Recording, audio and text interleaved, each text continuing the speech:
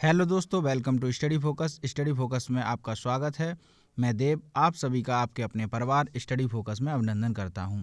I hope कि आप सभी लोग अच्छे होंगे।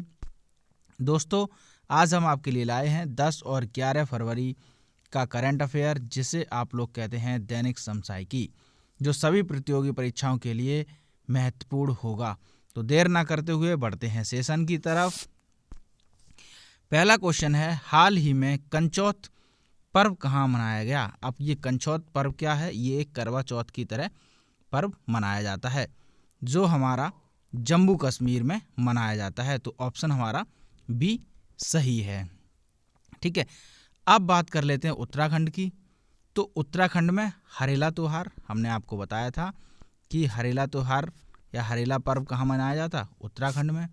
गोवा की बात करें तो शिग्मो फेस्टिवल, जिसे हम शिग्मो त्योहार कहते हैं, वो गोवा में मनाया जाता है। और छत्तीसगढ़ की बात करें तो छत्तीसगढ़ में हरेली त्योहार।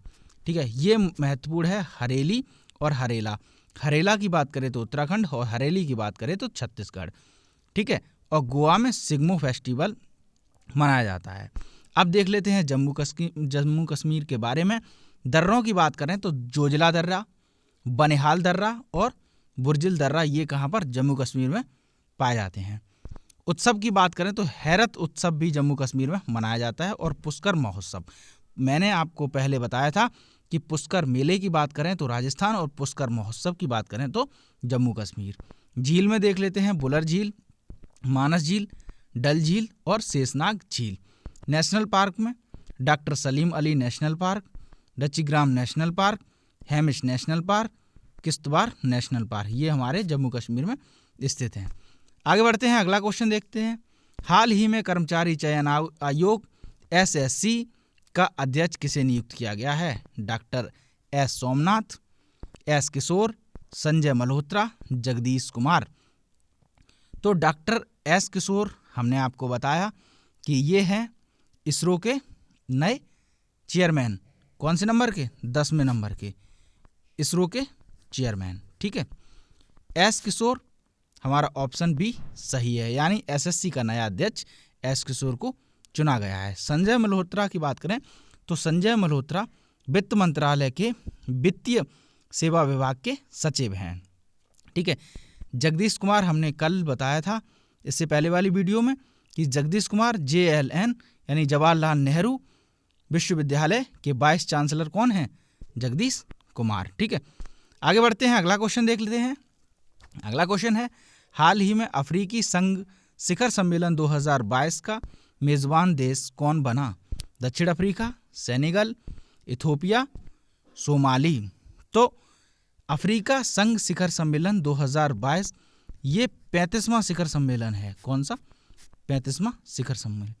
अगर अफ्रीकी संघ की बात करें तो इसमें 55 देश हैं। कितनी कंट्री हैं? 55 कंट्री हैं। ठीक है, और इसका अफ्रीकी संघ का जो सचिवालय है वो अदीस अबाब में, और वो कहाँ पर? इथोपिया। और ये अफ्रीकी संघ शिखर सम्मेलन भी इथोपिया में मनाया गया, यानी ऑप्शन हमारा सी सही है। इथोपिया के किस जगह? इथोपिया के अदीस अबाबी में। ठीक है, अब सेनेगल की बात करें तो सेनेगल में मैंने आपको बताया था इससे पहली वाली वीडियो में, अफ्रीका कप ऑफ नेशन 2022 का खिताब किसने जीता है? सेनेगल ने। और इसका उपविजेता कौन है? मिस्र है। ठीक है, आपसे पूछा जाए अफ्रीकी संघ शिखर सम्मेलन 2022 की मेजबानी किसने की? तो इथियोपिया। ऑप्शन सी हमारा सही है। अगला क्वेश्चन देखते हैं। अगला क्वेश्चन है, विश्व दलहन दिवस कब मनाया जाता है? ठीक है, दलहन मतलब दाल का दिवस। और दलहन वर्ष आप लोग बताइए जल्दी से कि दलहन वर्ष कब मनाया जाता है? ठीक है, मतलब दलहन वर्ष जो है किसे माना गया, मनाया नहीं, माना गया है। ठीक है, विश्व दलहन दिवस 10 फरवरी, 2 फरवरी, 4 फरवरी, 28 फरवरी। तो इसका ऑप्शन सही है हमारा 10 फरवरी। ठीक है, ए। अब 2 फरवरी की बात करें तो 2 फरवरी को विश्व आर्द्र भूमि दिवस, 4 फरवरी विश्व कैंसर दिवस, 28 फरवरी हमने आपको बताया राष्ट्रीय विज्ञान दिवस। जिन दोस्तों ने हमारी महत्वपूर्ण दिवस की वीडियो नहीं देखी है, इम्पोर्टेंट डेज की, वो जाके देख लें, वहाँ पर सब कुछ हमने बताया है। तो विश्व दलहन दिवस 10 फरवरी, ऑप्शन ए हमारा सही है। अगला क्वेश्चन देखते हैं और इसका आंसर देख लेते हैं। दलहन वर्ष 2016 को माना गया है, ठीक है। और आप लोग मुझे बताओगे तो बाजरा का वर्ष किसे घोषित किया गया है, किस वर्ष को, ठीक है। अगला क्वेश्चन देखते हैं। अगला क्वेश्चन है, हाल ही में समुद्र तल से 10,044 फीट की ऊंचाई से गुजरने वाली किस टनल का नाम Guinness book of world record में दर्ज किया गया है? पीर पंजाल टनल, अटल टनल, चेनासी नासरी टनल, इनमें से कोई नहीं। तो इसका ऑप्शन सही है बी, यानी अटल टनल। अब अटल टनल की बात करें तो ये 9.02 किलोमीटर लंबी है और इसका पुराना नाम है रोहतांग दर्रा। इसे ही हम कहते थे क्या, रोहतांग दर्रा, ठीक है। और ये कहाँ पर है? ये है हमारी हिमाचल प्रदेश में, ठीक है। ये हिमाचल प्रदेश में है। पीर पंजाल की बात करें तो पीर पंजाल हमारी जम्मू एंड कश्मीर में है और चेनानी नासरी टनल भी हमारी जम्मू एंड कश्मीर में है, ठीक है। तो गिनीज वर्ल्ड ऑफ रिकॉर्ड में कौन सी टनल का नाम हुआ? अटल टनल, ऑप्शन हमारा बी सही है। आगे बढ़ते हैं, अगला क्वेश्चन देख लेते हैं। हाल ही में स्तनपायी प्रजाति व्हाइट चिक्ड मैकाक की खोज किस राज्य में की गई? असम, अरुणाचल प्रदेश, मेघालय, तमिलनाडु। अब व्हाइट चिक मैकाक एक बंदर है जिसके गाल कैसे हैं? सफ़ेद से हैं, ठीक है। तो इसे 2015 में सबसे पहले चीन में खोजा गया। कहाँ पर? चीन में। और अभी हाल ही में ये भारत के अरुणाचल प्रदेश में मिला, ठीक है। तो ऑप्शन हमारा बी सही है, क्या? अरुणाचल प्रदेश। अब अरुणाचल प्रदेश की बात करें तो न्यूनतम जनसंख्या घनत्व की बात करें तो अरुणाचल प्रदेश, मैक्सिमम यानी अधिकतम जनसंख्या घनत्व कहाँ पर है? दिल्ली में। नेशनल पार्क की बात करें तो नामदफा, मॉलिंग, बोमडिला दर्रा, ये नेशनल पार्क हमारे कहाँ हैं? अरुणाचल प्रदेश में है, ठीक है। नामदफा और मॉलिंग नेशनल पार्क अरुणाचल प्रदेश में, बोमडिला दर्रा और दीपू दर्रा ये हमारे अरुणाचल प्रदेश में है, ठीक है। अगला क्वेश्चन देख लेते हैं। अगला क्वेश्चन है, हाल ही में भारत का पहला बायोमास आधारित हाइड्रोजन संयंत्र कहाँ स्थापित होगा? अब ये बायोमास आधारित क्या है? जो वेस्ट है हमारा, वेस्ट से बनाया गया हाइड्रोजन संयंत्र, मतलब जिनमें वेस्ट का उपयोग करेंगे हम लोग, ठीक है, और उसके द्वारा हाइड्रोजन बनाई जाएगी। तो वहाँ पर कहाँ पर स्थापित किया गया? उत्तर प्रदेश, मध्य प्रदेश, राजस्थान, जम्मू कश्मीर। तो इसका सही ऑप्शन है मध्य प्रदेश, ठीक है। अब मध्य प्रदेश के बारे में जान लेते हैं। मध्य प्रदेश की बात करें तो Jeevan Amrit Yojana, Kanha national park, Panna national park, Satpura national park, night safari Madhya Pradesh में, एक जिला एक शिल्प अभियान मध्य प्रदेश का, मुख्यमंत्री राशन आपके द्वार योजना मध्य प्रदेश की, और एक बहुत ही महत्व इम्पोर्टेंट पॉइंट है कि एक मशहूर बाघनी, जिसे हम शेरनी कहते हैं, जिसने मध्य प्रदेश को टाइगर रिजर्व का दर्जा दिलाया, उसका नाम है कालरवाली, ठीक है। ये अलग अलग हुआ, कालरवाली या फिर हम कह देंगे सुपर मॉम, ठीक है। ये एक मशहूर शेरनी है, बाघनी है, जिसका हाल ही में निधन हुआ है और इसने ही मध्य प्रदेश को टाइगर रिजर्व का दर्जा लाया है, क्योंकि ये इसने 24 बच्चों को जन्म दिया, ठीक है। 24 बच्चों को जन्म देकर इसने मध्य प्रदेश को टाइगर रिजर्व का दर्जा दिलाया, तो इसलिए इसे याद रखें, क्या नाम है? कॉलर वाली या फिर सुपर मॉम के नाम से भी जाना जाता है, ठीक है। अगला क्वेश्चन देखते हैं। अगला क्वेश्चन है, हाल ही में 18 स्वर्गीय माधवराव लिम्पे पुरस्कार किसे दिया गया? रामनाथ, अश्विनी वैष्णव, नरेंद्र मोदी, नितिन गडकरी, ठीक है। तो इसका ऑप्शन सही है हमारा डी, यानी नितिन गडकरी को। और ये क्या है? सड़क एंड परिवहन मंत्रालय के मंत्री हैं। नरेंद्र मोदी हम लोगों के वर्तमान पीएम हैं, अश्विनी वैष्णव रेल मंत्री, रामनाथ सिंह रक्षा मंत्री, ठीक है। अगला क्वेश्चन देखते हैं। अगला क्वेश्चन है, हाल ही में आईपीएल टीम अहमदाबाद का आधिकारिक नाम क्या रखा गया? Ahmedabad Royals, Gujarat Titans, Lucknow Titans, Gujarat lion. तो इसमें बात कर लेते हैं पहले आईपीएल की। तो आईपीएल में प्रेजेंट टाइम में कितनी टीमें हैं? 10 टीमें। पहले कितनी थी? 8। अब 2 टीमें और ऐड की गई हैं, जिसमें से एक हमारी है अहमदाबाद और एक है हमारी लखनऊ। तो इसी अहमदाबाद का आधिकारिक नाम क्या घोषित किया गया? गुजरात टाइटंस, यानी ऑप्शन हमारा वी सही है। अहमदाबाद का जो आधिकारिक नाम है वो गुजरात टाइटंस है। और लखनऊ टीम का याद रखना, 2 टीम शामिल की गई, अहमदाबाद और लखनऊ। लखनऊ का नाम है लखनऊ टाइटंस। ठीक है। अब अहमदाबाद की जो टीम है उनके कैप्टन है हार्दिक पांड्या और लखनऊ टीम के जो कैप्टन है वो केएल राहुल हैं। ठीक है। तो इसका ऑप्शन हमारा बी सही है। आगे बढ़ते हैं, अगला क्वेश्चन देखते हैं। हाल ही में दुनिया का सबसे बड़ा इग्लू कैसे बनाया गया? कैफे नहीं, यहाँ पर है कैसे नहीं, कैफे। ठीक है, ये मिस्टेक है, यहाँ पर है कैफे। ठीक है, खाना आना खाने वाला। तो दुनिया का सबसे बड़ा इग्लू कैफे कहाँ पर बनाया गया है? जम्मू कश्मीर, हिमाचल प्रदेश, उत्तराखंड और आसाम। तो इसमें से अगर बात करें इग्लू कैफे, तो इग्लू कैफे को हम कहते हैं स्ने इग्लू। ठीक है, स्ने मतलब बर्फ और इग्लू मतलब जो एस्किमो जनजाति हैं उनके घर को हम क्या कहते हैं? इग्लू कहते हैं। तो ये हमारा जम्मू कश्मीर गुलबर्ग में बनाया गया है। ठीक है, ये दुनिया का सबसे बड़ा इग्लू कैफे है, यानी बर्फ से बनने वाला कैफे है। ठीक है, तो ऑप्शन बी हमारा जम्मू कश्मीर सही है। अगला क्वेश्चन देखते हैं। अगला क्वेश्चन है, हाल ही में 14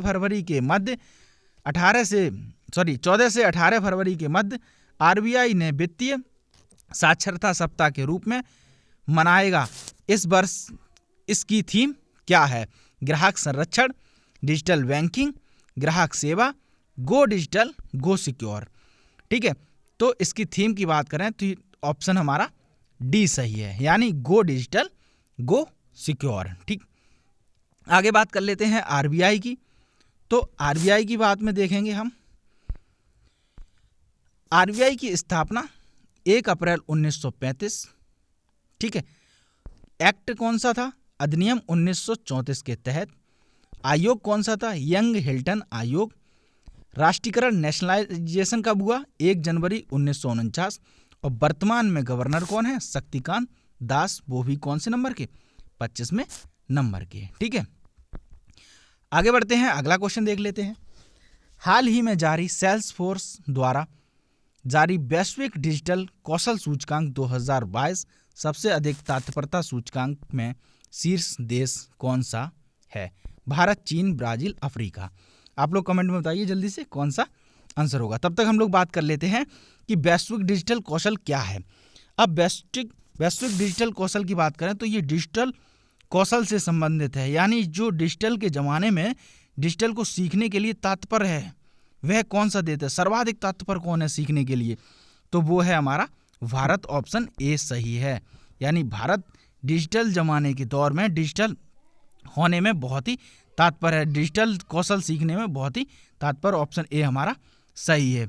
अगला क्वेश्चन देखते हैं। अगला क्वेश्चन है, हाल ही में मानव तस्करी को रोकने के लिए ऑपरेशन आहट किसने शुरू किया है? मानव तस्करी रोधी इकाई, रेलवे सुरक्षा बल, राष्ट्रीय मानवाधिकार आयोग, दिल्ली पुलिस। तो अब इसमें क्या, मानव की तस्करी हमारे देश से जो बगल के देश हैं जैसे नेपाल, बांग्लादेश और श्रीलंका, इन देशों में मानव की तस्करी की जाती है। मानव है, बच्चे हैं, महिलाएं हैं, इनके अंगों की तस्करी भी की जाती है। और अंगों की तस्करी को रोकने के लिए संविधान में एक अनुच्छेद है। कौन सा अनुच्छेद है? अनुच्छेद 23। अनुच्छेद 23 में जो मानव तस्करी है और मानव के अंगों की तस्करी को रोकने की बात कही गई है। तो अभी जो इस क्वेश्चन कह रहा है कि मानव तस्करी को रोकने के लिए ऑपरेशन आहट बहुत इंपॉर्टेंट है। ऑपरेशन आहट किसने शुरू किया है? रेलवे सुरक्षा बल, यानी ऑप्शन हमारा बी सही है। अब राष्ट्रीय मानवाधिकार आयोग, तो राष्ट्रीय मानवाधिकार आयोग की स्थापना 1993 अधिनियम के तहत हुई, 1993 एक्ट के तहत हुई। और इसके अध्यक्ष कौन है? अरुण कुमार मिश्रा हैं। ठीक है, आगे बात करते हैं। ऑपरेशन सर्द हवा बहुत इंपॉर्टेंट पॉइंट है। ऑपरेशन सर्द हवा जो बॉर्डर सिक्योरिटी फोर्स है वो उसने चलाई है। और ये घुसपैठियों से बचने के लिए, जो घुसपैठिया अपने देश में घुसते हैं उनको रोकने के लिए ये ऑपरेशन सरदवा चलाया जाता है, ये अभियान कि वो हमारे देश में इलीगल तरीके से प्रवेश ना कर सके। तो ये कौन चलाता है? BSF यानी बॉर्डर सिक्योरिटी फोर्स। आगे बढ़ते हैं, अगला क्वेश्चन देख लेते हैं। हाल ही में RBI द्वारा जारी मौद्रिक नीति की रिपोर्ट में रेपो दर कितने प्रतिशत रखी गई है? 4%, 3.25%, 4.25%, 5%। अब रेपो रेट को समझिए, ठीक है।